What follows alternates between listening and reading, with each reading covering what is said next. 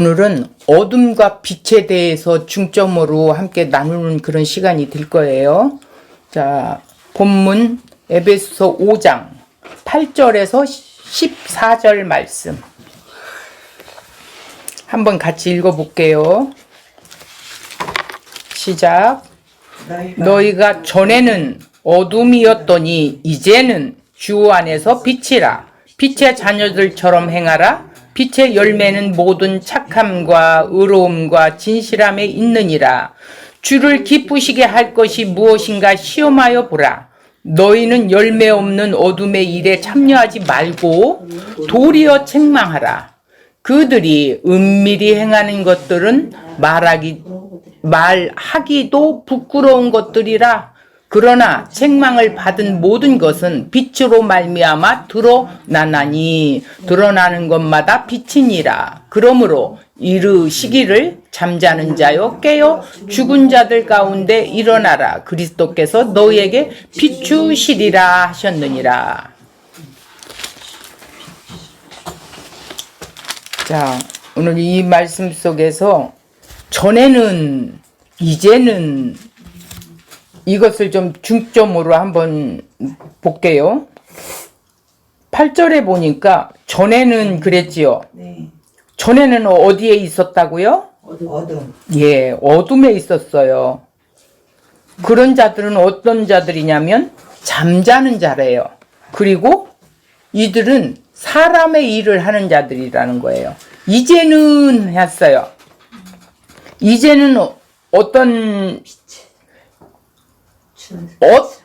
모습으로 나타났어요? 빛 가운데 빛의 열매로 나타난대요.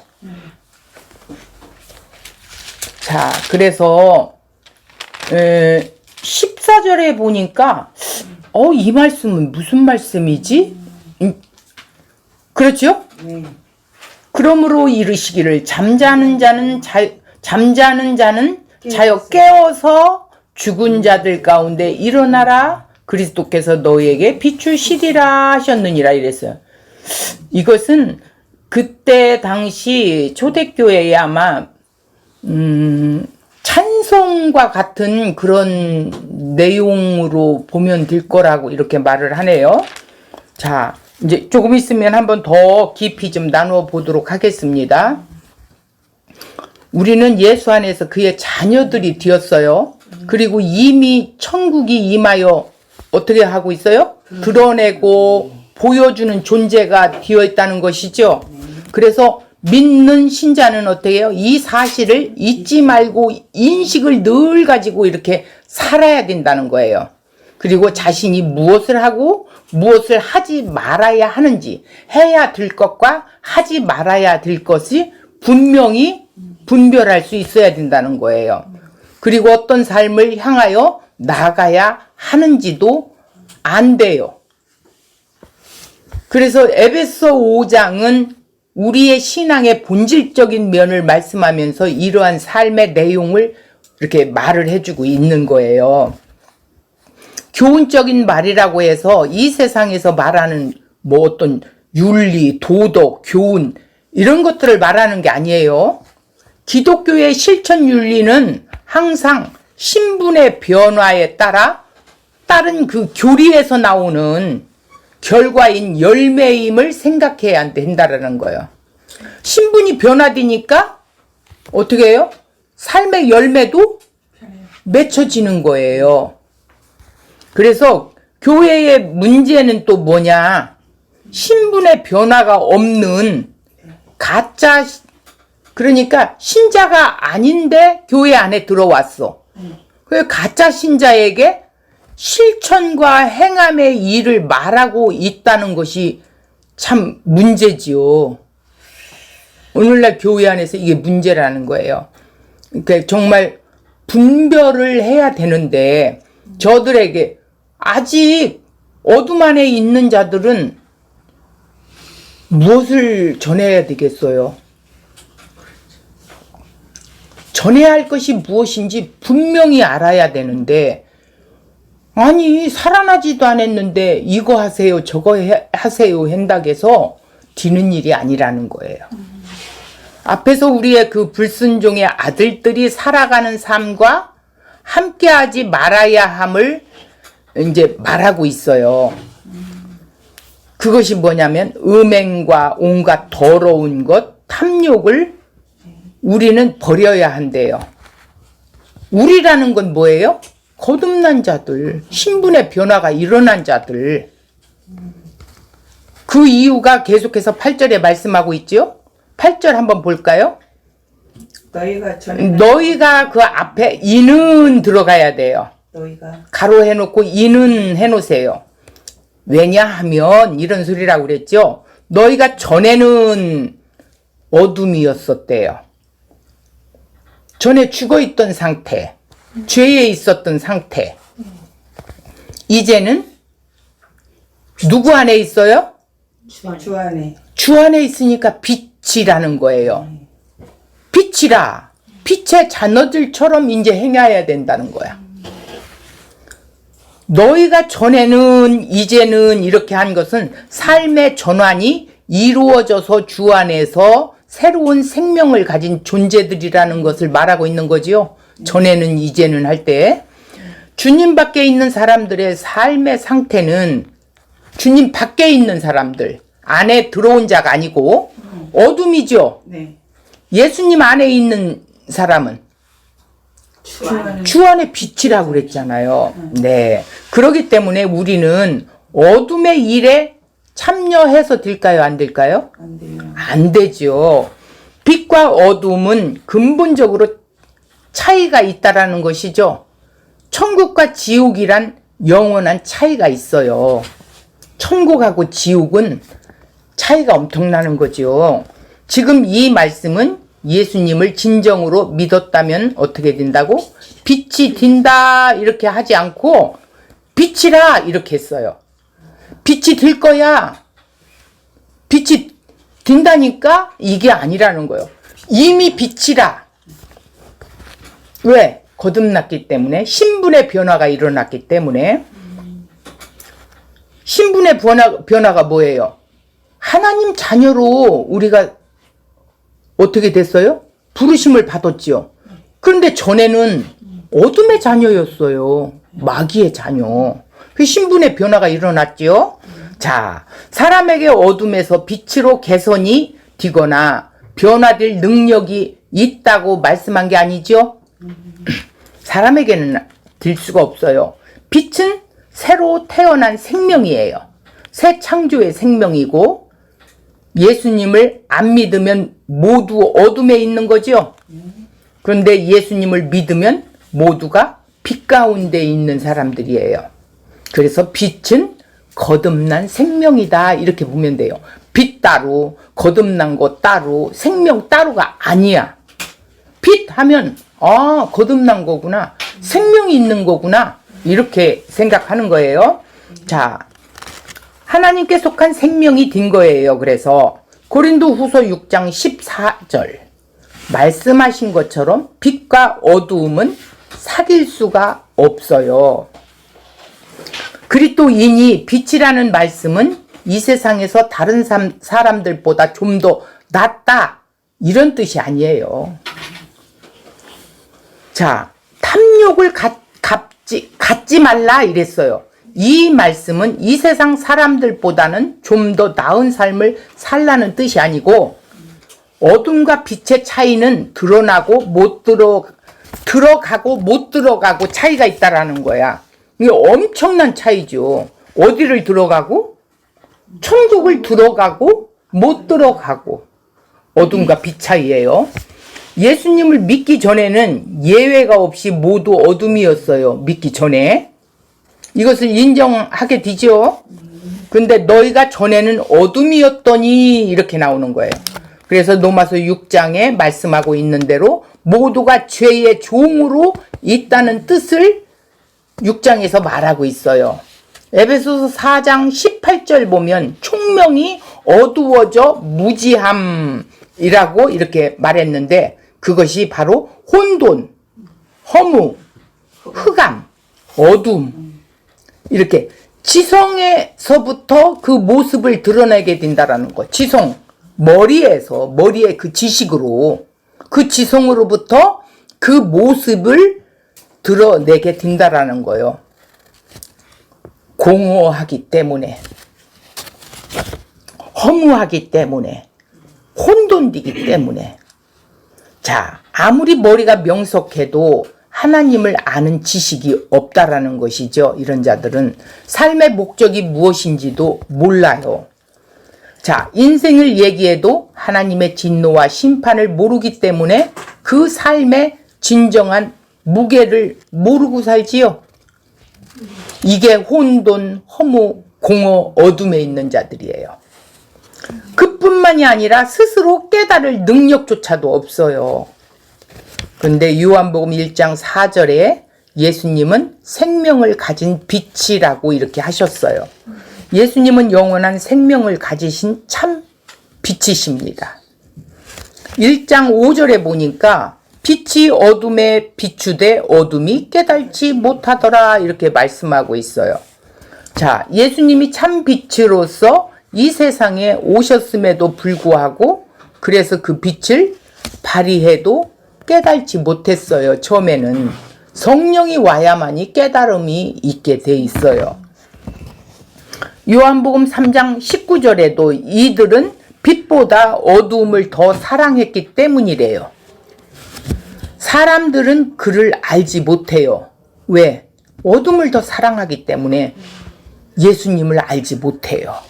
우리가 다른 사람에게 빛을 줄 수 있는 것이 아니지요.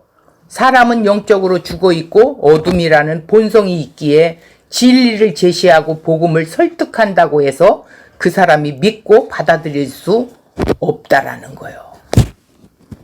그럴 능력이 사람에게는 전혀 없어요. 그래서 성령의 거듭나게 하시는 역사가 일어나야만이 이 능력이 발휘되는 거예요. 성령께서 그 사람을 살려주셔야 합니다. 성령의 역사가 있어야만 한다라는 거예요. 고린도후서 4장 3절을 보니까 그 중에 이 세상의 신이 믿지 아니하는 자들의 마음을 어떻게 한다고? 혼미하게 하여 그리스도의 영광의 복음의 광채가 비치지 못하게 함이니 그리스도는 하나님의 형상이니라 그랬어. 혼미하게 한대요. 예수님을 아는 것이 영생인데 예수님을 아는 것은 성령의 역사가 있어야 함을 의미하고 있죠. 자, 요한복음 8장 12절에 보면 예수님께서 또 말씀하여 이르시되 나는 세상의 빛이니 나를 따르는 자는 어둠에 다니지 아니하고 생명의 빛을 얻으리라 이랬어. 자, 예수님이 참 빛이십니다. 우리는 생명을 얻은 사람으로서 빛이지요. 왜? 예수님이 내 안에 들어오셨으니까, 하나로 연합되었으니까 나도 빛이란 말이에요. 지금 이방인에게 빛이라고 하고 있어요. 에베소 교인들이 이방인이었어요. 예수 그리스도 안에 있으면 새로운 이스라엘이 되는 거죠. 그 의미를 담고 있어요. 예수 그리스도 안에 있으면 빛이라는 거예요. 그래서 하나님이 빛이라는 말씀은 하나님이 생명이시고 하나님이 구원이심을 의미하고 있어요. 예수님 안에서 빛이 된 사람은 하나님을 아는 참된 지식과 예수 그리스도를 아는 지식이 있게 되죠. 자, 예수 그리스도는 선생이 아니라 뭐라고요? 주와 주님이심을 믿게 된다라는 거예요. 성령이 들어오면 믿음의 내용에 대한 지식을 갖게 된다요. 성령께서 진리와 함께 역사하시니까 죄에 대한 인식도 바르게 갖게 되고 영혼이 있음도 그냥 알게 되는 거예요. 은혜의 방도로 성령을 내주하심에 순종으로 나아가게 되지요. 빛이라는 이런 존재가 되었다는 뜻이에요. 빛의 자녀들처럼 행하라. 이것은 어떤 특성을 부여받았다는 뜻인데 우리 그리스도인은 빛의 자녀라는 거예요. 에베소서 2장 2절에서 3절을 보면 불순종, 진노의 자녀인 존재였었는데 이제는 빛의 아들이라는 새로운 신분을 갖게 되었다는 거예요. 이제 우리는 빛의 자녀들처럼 그래서 살아야 된다라는 거예요.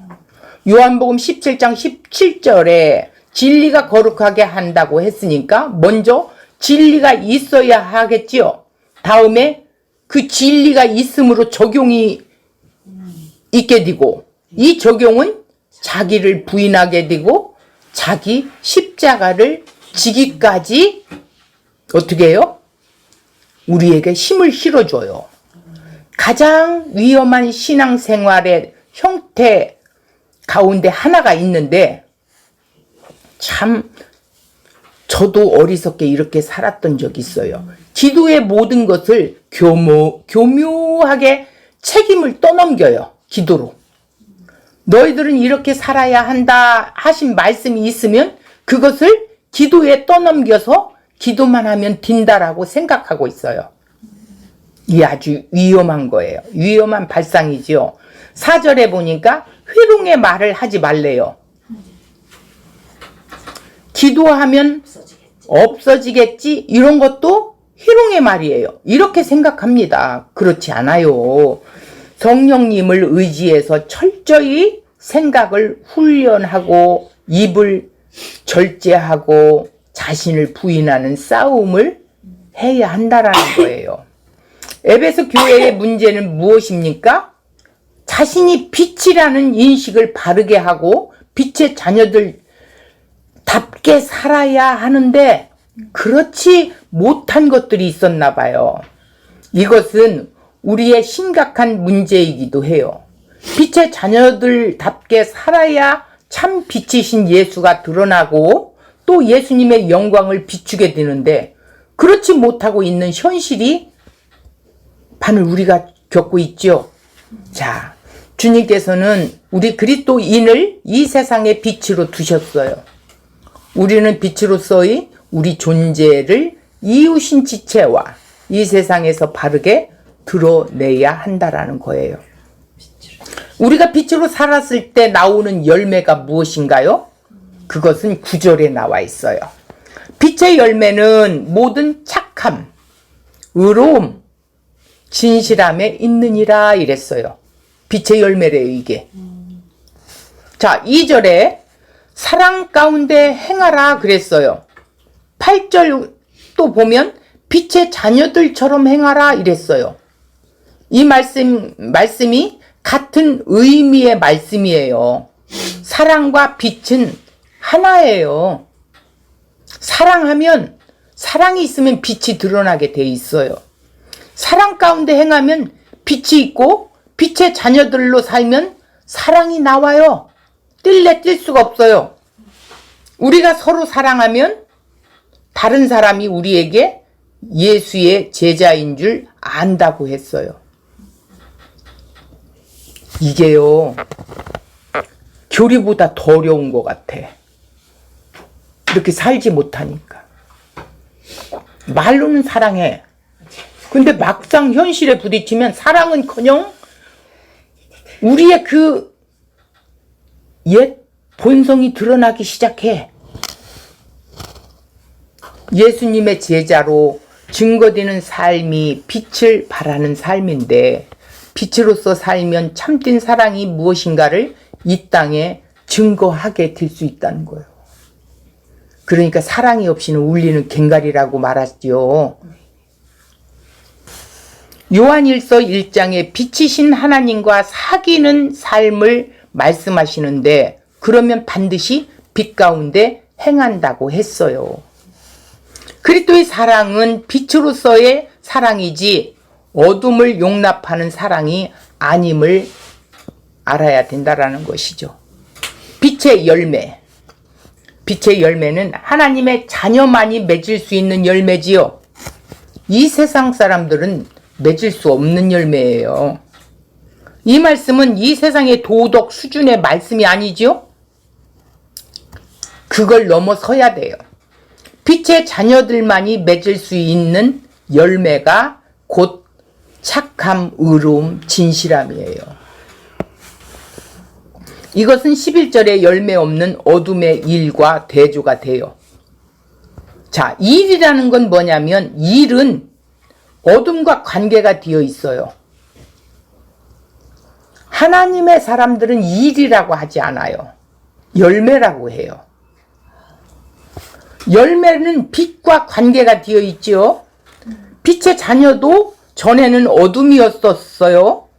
따라서 빛의 자녀가 되었다면 특징은 어둠이 아니라는 것이죠. 이제는 어둠이 아니에요. 그래서 빛의 열매를 맺으라는 거야. 어둠이 무엇인가를 안다면 그것은 어둠에 감추어진 존재의 본질을 알게 되었다는 그런 의미가 되지요. 자, 어둠이 있었을 때는 어둠이 추구하는 세상의 힘과 가치를 따라서 살았었다면 빛의 자녀가 되어서는 어둠이 품고 있는 가치는 없어지지요. 그리고 어둠 안에는 생명이 없음을 알게 되기 때문에 어둠이 추구하는 모든 것이 헛되다는 것을 보게 된다라는 거예요. 빛 가운데 있으면. 따라서 빛의 자녀들처럼 행한다는 것은 선한 행위가 있는 삶을 살라는 요구가 아니에요. 그런 뜻이 아니라 빛으로 오신 그리스도 안에서 무엇이 참된 생명의 길로 가는 것인가를 분별하라는 거예요. 세상의 지식으로 풀으면 안 돼요. 하나님이 거저주신 은혜의 풍성함으로 나아가는 것이라고 할 수 있지요. 이것이 어두움을 어두움으로 분별하며 빛으로 사는 것이 된다라는 거예요. 빛의 열매는 그래서 착함과 의로움과 진실함이니까 착하고 의롭고 진실하게 살아서 열매를 맺으라는 의미로 말이 아니에요. 분명한 것은 인간이 홀로 착하고 의롭고 진실함을 만들어낼 수 있는 존재가 못 돼요. 될 수가 없어요. 그러면 착함이란 뭐냐? 단순히 착한 일을 말하는 것이 아니라 하나님이 보실 때 착함을 말하는 거예요. 하나님의 시각으로. 그러니까 하나님의 뜻과 마음에 합한 길로 가는 것이 착함이래요. 하나님 뜻대로 가는 길이 착함이지 세상에 뭐 착한 일에서 이게 아니라는 거예요. 예수 그리스도를 믿는 길로 가는 것이 착함이에요. 의로움과 진실함도 다르지 않아요. 같아요. 그리스도를 믿는 믿음의 길에서 그리스도로 말미암아 의로운 자로 여김 받는 것으로 십자가 앞에 자신이 세워질 때 죄인됨을 아는 것이 진실함. 아, 나는 죄인이야. 죄인이라 내 힘으로는 살 수 없어. 성령님이 도우시지 않고는 나는 살아갈 수 없는 존재야. 이런 진실함이 드러나야 된다는 거야. 결국 착함과 의로움과 진실함은 그리스도의 관계에서 뗄 수가 없어요. 그 관계에서 나타나는 것이기 때문에. 그러니까 의로움과 진실함은 그리스도 관계에서만 나오는 거예요. 세상의 윤리 도덕으로 착함이 아니라, 그렇다면 빛의 열매는 빛으로 오신 그리스도를 믿는 자로 사는 것이죠. 이 세상에서 가치 있는 인간이 되는 뭐예요? 되는 것에 인간의 목표와 방향을 두고 살던 내가 어떻게 돼? 이제는 그리스도를 알게 되었죠. 그리스도를 믿는 일을 하게 돼요. 그래서 모든 목표와 가치를 그곳에 두는 거예요. 예수께 두는 거예요. 이것이 빛의 자녀로 행하는 것이고 빛의 열매가 있는 것이다. 이렇게 봐야 돼요. 혼돈하면 안 돼요. 빛이신 하나님과 사귐이 있을 때 이런 열매가 맺는데, 그렇지 않으면 열매는 없는 일을 하고 살아가게 되지요. 요구는 사람의 일이 아니라 하나님의 일인 열매로 지체인 이웃과 세상과의 관계 속에서 열매가 드러나야 된다는 것입니다. 우리는 세상으로부터 구원을 받았지만 세상을 떠나서 사는 존재가 아니지요. 세상에 둔다고 말씀했어요. 예수님이 부활승천하실 때 제자들한테 내가 너희들을 이리 가운데 둔다라는 거예요. 그 속에서 너희가 천국을 드러내고 증인으로 외치고 전하고 보여주라는 거예요. 천국을. 그래서 우리도 세상의 관계에 뗄 수가 없어요. 요한복음 17장 15절 보면 예수님께서 우리를 구원하심과 동시에 이 세상에서 데려가신다고 하지 않고 어떻게 했어요? 세상에 두셨다라는 거예요. 요한복음 17장 14절에서 16절에 보면 예수님께서 이 세상에 속하지 아니함 같이 우리도 이 세상에 속한 존재가 아니래요. 이 세상에 존재하게 두었지만 이 세상에 속하지 않았다라는 거야. 분리되었다. 너희들은 구별되었다. 성도다. 이렇게 말하고 있는 거예요. 우리는 성도라는 걸 항상 인식해야 돼요. 그래야 그리스도 안에서 의롭고 착한 행실이 나오게 돼 있어요. 그렇지 않으면 세상의 지식으로 풀게 돼서 엉뚱한 곳으로 가서 자기 의가 드러나게 돼요. 자, 요한복음 17장 18절에 보면 아버지께서 나를 세상에 보내신 것 같이 나도 그들을 세상에 보내었다 이랬어요. 우리는 이 세상에 보냄을 받은 존재지요. 그렇게 살고 있는 자들이에요. 우리는 예수님으로부터 부르심을 받고 보내심을 받아 이 세상에 존재하고 있습니다. 이 세상에 속한 존재는 아니지만 보냄 받은 이 세상과 관계를 맺지 않을 수 없는 존재가 됐어요. 우리는 주님께서 목적을 가지고 이 세상에 보낸 사람들이기에 그 목적이 무엇인가를 늘 생각해야 돼요. 빛을 볼 수 있도록 눈을 뜨게 된 성도는 이제 자신들이 빛이 되어 세상에 그 빛을 비추는 증인 역할을 하는 보내심을 받은 자가 되었다라는 사실을 기억해야 된다라는 거예요. 자, 마태복음 5장 14절 너희는 세상의 빛이라 이랬어요. 그 빛입니다. 우리가. 이 세상은 어둠이라는 전제하여 하신 말씀이에요. 세상은 어둠이지만 너희들은 빛이야. 그러니까 어둠 속에 가면 빛이 드러나게 되죠. 저 캄캄한 곳에 자 성냥불을 탁 켜는 순간에 그 부분이 환하게 비춰져요. 그런 것처럼 우리는 빛이라는 거예요. 원빛이 예수님이시지만 예수님이 내 안에 내가 예수님 안에 있기에 우리는 빛이라는 거예요. 그래서 우리는 빛의 열매를 맺어야 하는데 이런 열매를 위해 가장 중요한 것이 무엇인가? 10절에 나와 있어요. 주를 기쁘시게 할 것이 무엇인가? 시험하여 보래요. 그냥 문자적으로 뭐를 시험해 보라고 그러지? 이게 아니라 분별하라는 거요. 아주 은밀하게 면밀하게 조사해보고 찾고 신중하게 이렇게 해야 된다라는 거예요. 그러니까 모든 그리스도인에게 하시는 말씀입니다. 그리스도의 삶의 목적이 뭐냐? 주님을 기쁘시게 하는 데 있어요. 신앙이란 주님께서 기뻐하시는 것이 나의 기쁨이 되고 주님께서 싫어하는 것이 나의 싫어함이 되어야 돼요. 주님이 기쁘시면 나도 기쁘고 주님이 싫어하시는 거면 나도 싫어하고 이렇게 함께 가야 되는 거예요. 이제 우리는 운명 공동체야. 뛸래 뛸 수가 없어요. 예수님과 연합돼서 한 몸을 이뤘어요. 예수님의 머리로 지시를 받고 살아야 돼요. 우리 지체들은 뛸래 뛸 수가 없습니다. 이렇게 되기 위해서는 주님이 우리의 기쁨이 되어야 해요. 나의 기쁨이 되어야 돼요. 주님 그 한 분만으로 나의 기쁨이 되어야 된단 말이에요. 주님 하면 그냥 기뻐야 돼요.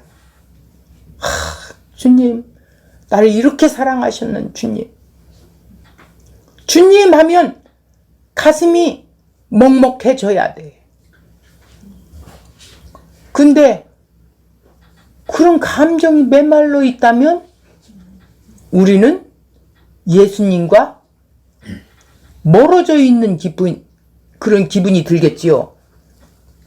자, 주님께서 기뻐하시는 그것을 위해서 살 때 주님을 기쁘시게 할 수 있다라는 거예요. 내가 기쁘면 주님이 기뻐. 내가 내 지체를 섬기면 주님이 섬김을 받으시는 거야. 이걸 알아야 돼. 내가 무엇을 행동할 때 내가 주님께 하는 거예요. 근데 우린 그걸 못할 때가 너무 많아. 내 자신도 그래.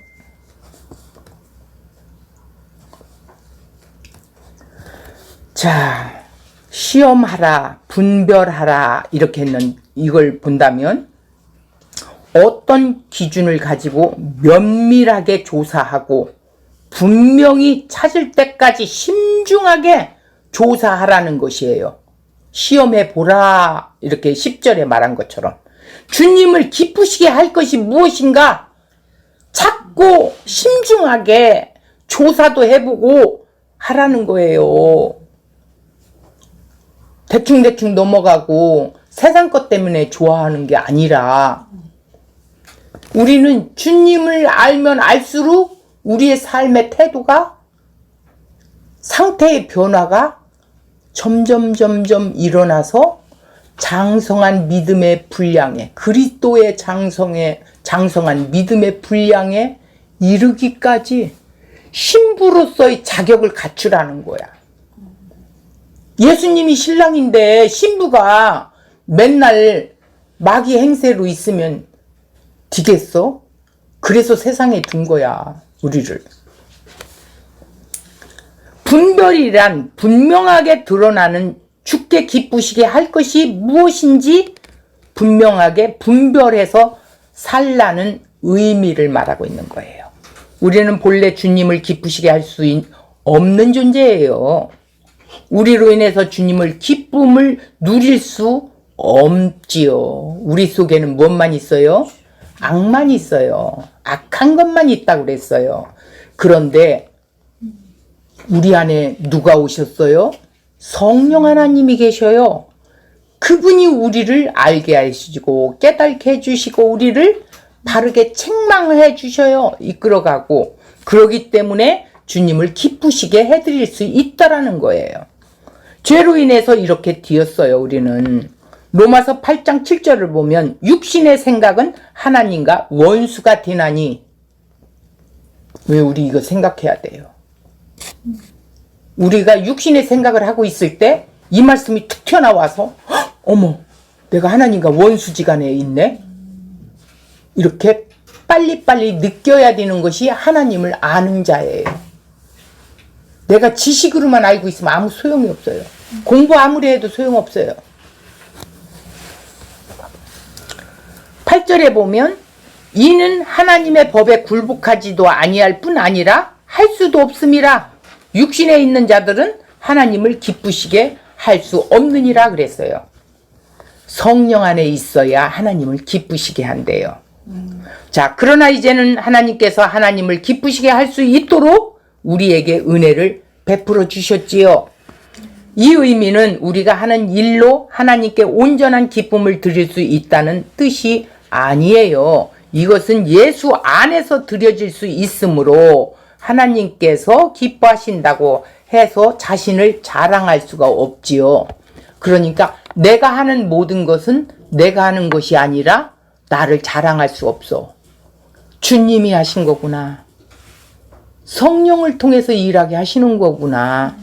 내가 아무리 아버지를 기쁘게 해드렸어도 내가 이렇게 했어. 이게 아니라 주님이 하셨어요. 이렇게 한다라는 말이에요. 우리는 주님으로부터 부름을 받고 이 세상에 보냄을 받아 이 세상에 속한 존재가 아니기 때문에 예수님께서 속한 존재로 살아야 마땅한다는 거예요. 그렇게 살아야 된다는 거예요. 그렇다면 우리는 마땅히 주님의 뜻을 생각하고 그 뜻을 위해서 살아야 한다라는 거예요. 이거를 우리가 명심해야 되겠죠. 자신의 뜻을 이루기 위해 이 세상에 있는 것이 아니고 주님의 뜻을 이루기 위해서 이 땅에 존재하고 있습니다. 주님의 뜻을 위해 기도를 드리면서 중요하게 해야 할 일이 주님을 기쁘시게 할 뜻을 생각하는 것이죠. 우리 신자는 가정이나 사업이나 직장이나 우리 지체들 안에 모임 속에서도 어떻게 해야 돼요? 성실한 삶을 살아야 한대요. 어떤 상황 속에서도 이것이 하나님의 뜻이라는 거야. 자, 여기서 요셉 이야기를 한다면 요셉은 억울하게 팔려가지요. 애굽 보디발에게 팔려가요. 거기 가서 누명을 쓰임받아요. 어떤 누명? 강간의 누명을 쓰임받아. 감옥에 들어갔는데도 억울해서 막 나 죽어 하면서 머리 집어뜯고 이게 아니야. 그 속에서도 최선을 다해서 살았어. 그리고 누가 무슨 꿈을 꿨으면 꿈 해석도 성령을 통해서 해주고 이러다 보니 하나님이 요셉을 사람들 앞에 드러내 보이게 되게 되는 거야. 이게 성실한 삶이야. 교회에서는 성실한 것 같이 하고 삶에서는 엉망진창이고 옛 그 구습이 막 쏟아져 나오고 이러면 안 된다라는 거야. 요셉과 같이 어디에서나 성실한 모습을 드러내 보여야 된다. 일하는 곳에 가서도 몸을 아끼지 말라는 거예요. 그곳에서 내가 돈을 벌어야 하는 상황이면 아, 주님이 나를 이곳에 보내신 거기 때문에 주님께 하듯 해야 된다라는 거예요. 최선을 다해서 해야 된다라는 거예요. 그런 양심을 성령을 통해서 우리에게 주셨어요.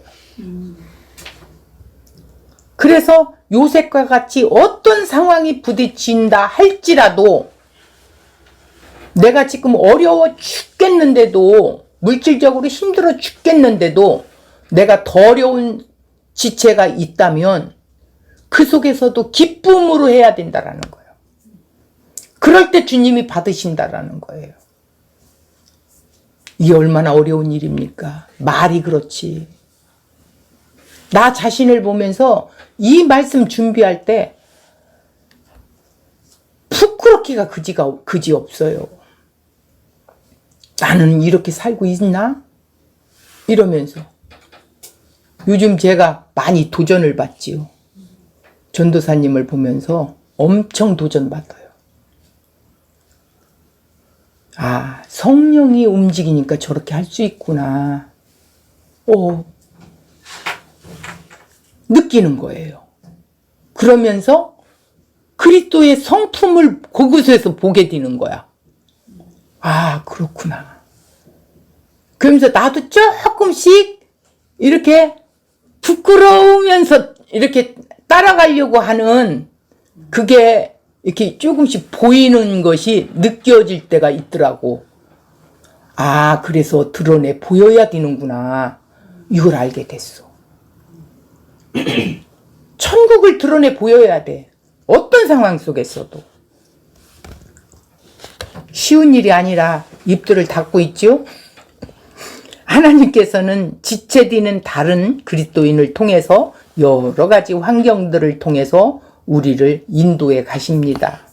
늘 하나님의 말씀과 함께 그의 섭리하시는 손길을 생각하면서 하나님의 인도를 받아야 한다라는 거예요. 우리는 하나님의 인도를 받지 않고는 어림도 없어요. 어떻게 그렇게 살아요? 자, 11절 보겠습니다. 너희는 열매 없는 어둠의 일에 참여하지 말고 도리어 책망하래요. 자, 어둠의 일의 특징은 열매가 없다는 거예요. 9절에 말씀하신 빛의 열매가 없어요. 5장 3, 4절에 보면 어둠의 일을 말하고 있어요. 5장 한번 3, 4절 볼까요? 음행, 온갖 더러운 것, 탐욕이 있어요. 그런 것도 이름조차도 부르지 말래요. 이건 성도에게 마땅하지 않대요. 4절을 보니까 누추함, 어리석은 말이나 희롱하는 말, 이런 건 마땅하지가 않대요. 너희는 오히려 감사하는 말만 하래요.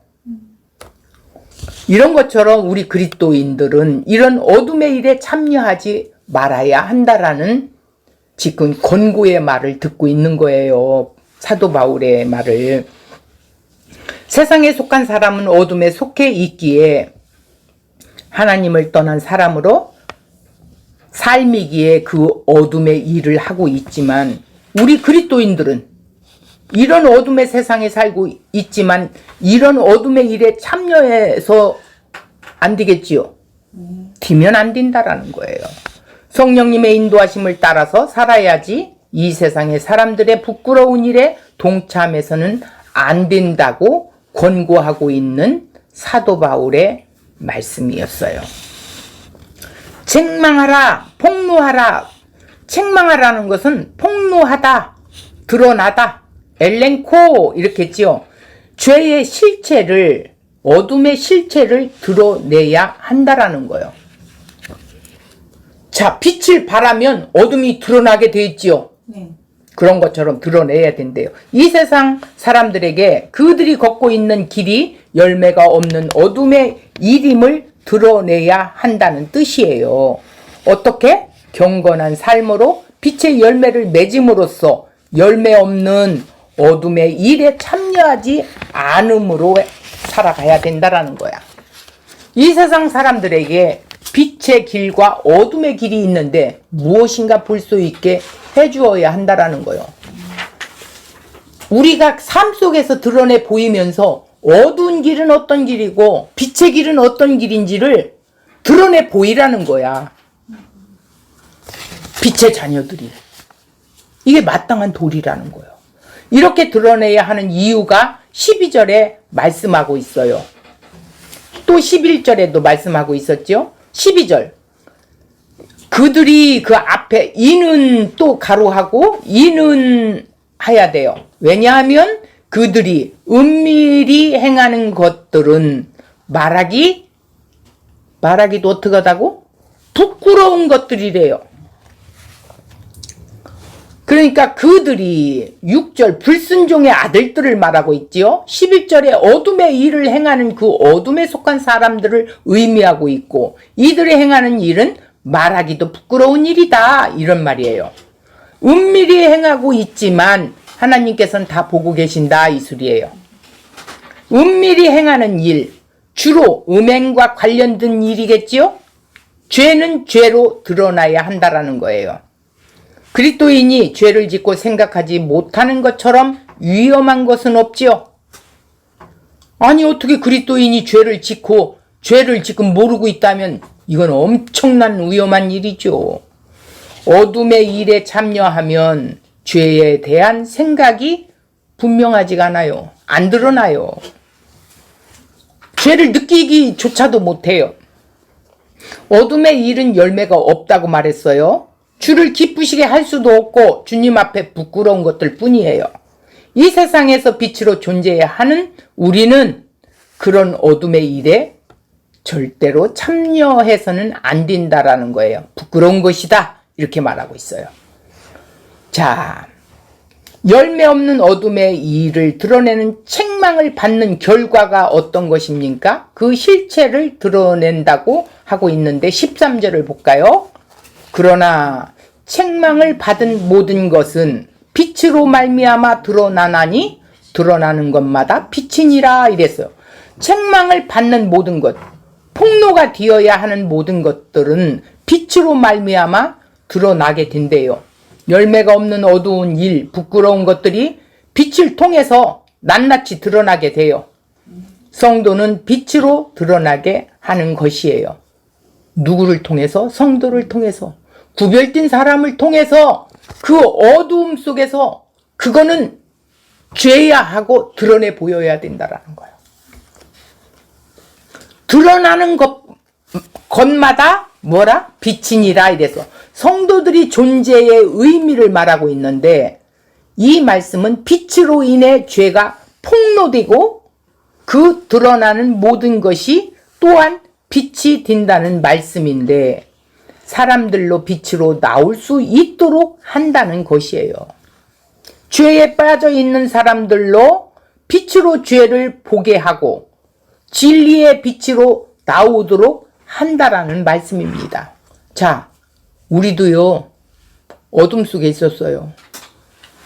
그런데 빛이신 이 진리 앞에 서고 보니까 우리가 얼마나 추하고 더러운 존재인지 막 폭로가 되지요. 드러나게 되고 나 자신이 부끄럽고 그러면서 하나님 앞에 이 부분을 기도해야겠구나. 내 힘으로는 할 수 없는 거구나. 이러면서 막 깨달아지고 폭로가 일어나지요. 그렇게 해야 된다라는 뜻이에요. 신자는 그 빛에 매일매일 자신을 책망을 받아야 된대요.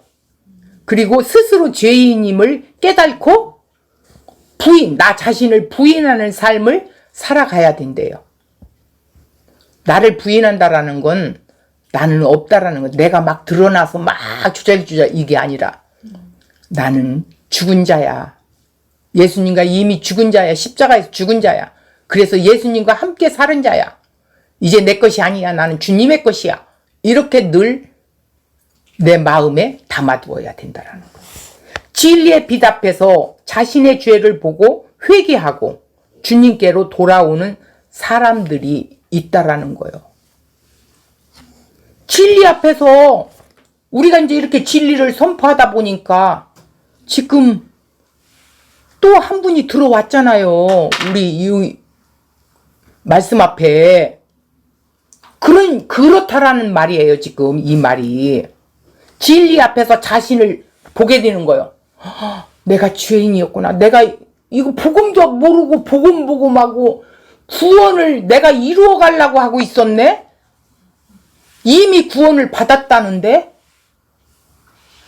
나는 지금 헛다리 짚고 있었네? 고백이 나오잖아. 우리가 간증으로 들었잖아요. 그런 것처럼 말씀의 진리로 죄를 바르게 볼 수 있어야 죄를 회개하고 빛이신 예수님께로 나올 수 있다라는 거예요. 그분은 이제 자유하잖아요. 그리고 얼마나 행복해해요. 자, 성도들이 빛으로서 그 존재의 의미를 더욱 분명하게 해야 사람들의 빛으로 인도할 수가 있다라는 거예요. 그게 보냄을 받은 자의 삶이에요. 14절을 볼까요? 그러므로 잠자는 자여 깨어 죽은 자들 가운데서 일어나라. 그리스도께서 너희에게 비추시리라 하셨느니라 이랬어. 이게 이제 추측해 보는데 이제 추측해 보는 거예요. 구약 성경에도 없고 신약 성경에도 없어요. 대개 초대교회의 찬송의 일부를 보고 있다라는 것이에요. 회심한 사람이 세례식을 할 때 불렀던 찬송의 내용인 것 같다라는 거예요. 추측해 보는 거예요. 자, 잠과 죽음은 뭐예요? 믿기 전 영적인 상태를 의미하는 거지요. 거듭나기 전 모습이에요. 깨어남과 일어남은 뭐예요? 예수를 믿는 사람의 상태로 의미하는 거예요. 그러니까 거듭난 상태를 말하는 거예요. 갑자기 말씀을 듣고 확 믿어지게 된 거예요. 그래서 회심하고 세례를 받음을 영적으로 깨어나고 일어난 것으로 이렇게 표현한 거예요. 이때를 상기시키고 있는 문구다라고 보면 될 거라는 거예요. 그리스도의 빛이 이런 은혜를 주심을 말하고 있는 거예요. 그러기에 그리스도께서 빛을 비추심으로 성령께서 복음을 깨닫게 하심으로 회심하고 빛으로 돌아올 수 있도록 그리스도인들이 그 역할을 감당해야 한다라는 뜻이죠. 이게 보냄을 받은 사람의 삶이에요. 부르심을 받았다면 보냄을 받은 자들이에요. 그런데 지금 나 먹기 바빠. 그죠? 그래서는 안 된다라는 거. 어떻게 해서라도 내가 갖고 있는 이 아름다운 소식을 전하고 싶어 견딜 수가 없어야 돼요. 그래서 우리는 내 집에서만 탁 박혀 있으면 안 돼요. 부딪혀야 돼요. 지체들하고도 부딪혀야 돼요. 때로는 뭐 상처를 받더라도 부딪혀야 된다라는 거예요. 만나야 된다라는 거예요. 그래서 나를 통해서 드러낼 건 드러내고 또 내가 또 상대를 보고 내가 깨닫게 되기도 하고 이렇게 서로 도움이 돼 간다라는 거예요. 나는 바빠서 뭐 아무것도 못해. 이래서는 안 된다라는 거예요. 어떻게 해서라도 이 복음을 보내심을 받은 자의 삶을 우리는 살아가야 된다라는 거예요. 이 세상은 영적으로 보면 공동묘지죠. 어둠이 이 세상의 실체예요. 이 세상의 실체. 근데 이 세상에서 목맬 거 없어요. 없어요. 무지하고 몰랐기 때문에 이 세상이 단 줄 알고 그냥 이 세상에서 뭐 이렇게 했지. 그런 속에서 별별 일들이 다 일어나게 돼요. 영적으로 죽은 사람들의 세상이고 어둠의 세상이에요. 이런 세상에 주님께서 두신 유일한 빛이 바로 교회라는 거예요. 교회가 뭐 저기 대천교회 저 남대진 교회만 교회예요? 내가 교회예요. 우리가 교회란 말이에요. 우리가 가는 곳마다 교회라는 거예요. 그래서 행동거지 하나가 조심스럽다라는 거예요. 빛을 발하야 하는데 어둠의 일을 행동을 하면 안 된다라는 거예요. 이득을 취하려고 하면 안 된다라는 거예요. 좀 손해 봐도 괜찮다라는 거예요. 괜찮아요. 내가 좀 손해 보면 어때요? 괜찮다라는 거예요.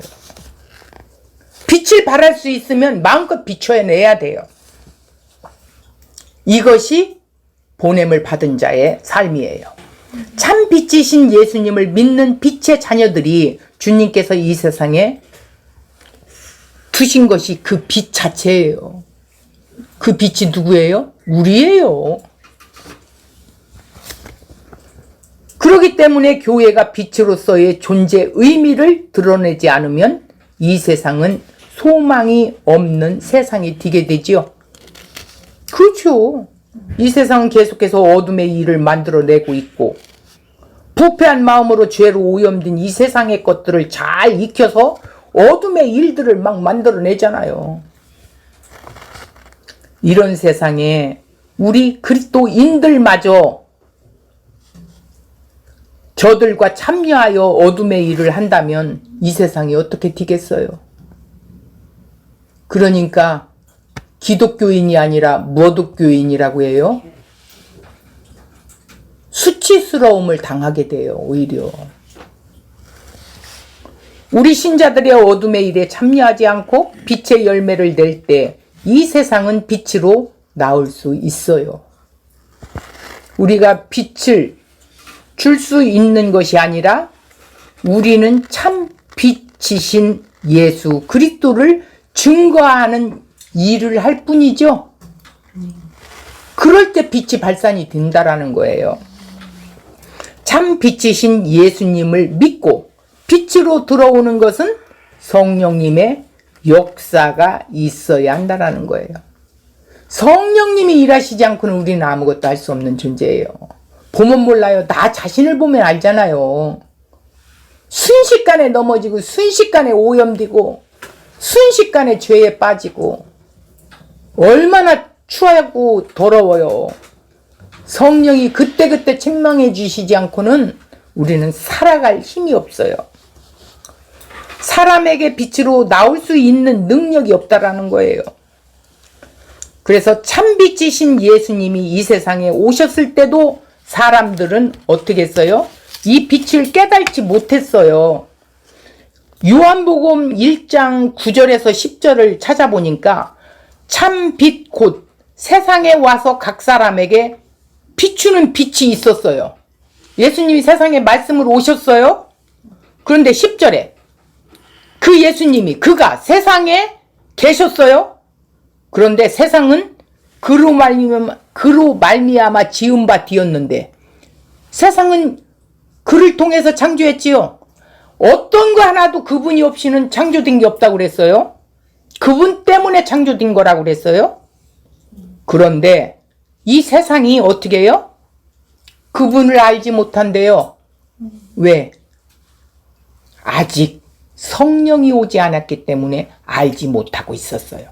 그 속에, 그 어둠 속에 영원전에 택해놓은 내 백성이 있다라는 거야. 그래서 그 백성을 구하러 이 땅에 육신을 입고 오신 그분이 빛이라는 거야. 참빛. 그분이 참빛이고 우리는 빛이에요. 그분이 우리 안에 계시기 때문에 우리도 빛의 자녀가 된 거지. 그분이 없는데 무슨 우리가 빛의 자녀예요? 무슨 빛의 행동을 해요? 그렇다면 한번 생각해 봐요. 내가 빛의 자녀면, 내가 빛을 발하지 않으면 어떻게 될까? 가짜지. 아찔하네. 그죠? 이렇게 우리는 항상 내가 어떤 자라고? 신자라는 사실을 늘 뒤새겨야 된다. 나는 구별된 자야. 나는 이 세상과 구별된 자야. 내 언어나 행동, 어떤 거 하나도 나는 세상과 구별된 자야. 이거를 상기해야 된다. 늘 묵상하라는 거예요. 오늘 말씀은 우리가 결론으로 본다면 뭐냐면 빛과 어둠을 계속 이야기한 거예요. 지금 한 40분 시간 동안. 빛은 뭐고 어둠은 뭐라는 거를 명확하게 알았어요. 그러면 내가 삶 속에서 어두운 행동을 한다 그러면 빨리 돌이켜야 된다. 주님, 내가 또 이 짓을 하고 있네요. 나를 도와주세요. 주님 은혜 없이는 나는 할 수가 없어. 그 기도를 해야지 무슨 기도를 하는 거요. 주님 도와주세요. 아우, 저렇게 보니까 내가 찔려요. 아우, 깨닫게 해주셔서 감사해요. 이렇게. 자, 오늘 빛의 자녀들처럼 행하라 그랬으니까 오늘 빛에 대해서 많이 이야기했습니다. 그리스도 안에 있어야만이 빛을 발하는데 우리는 이미 그리스도 안에 있는 자들이에요. 그래서 내가 네 안에, 네가 내 안에 하나가 된 사람이에요. 예수가 머리고 우리는 그 몸의 지체들이에요.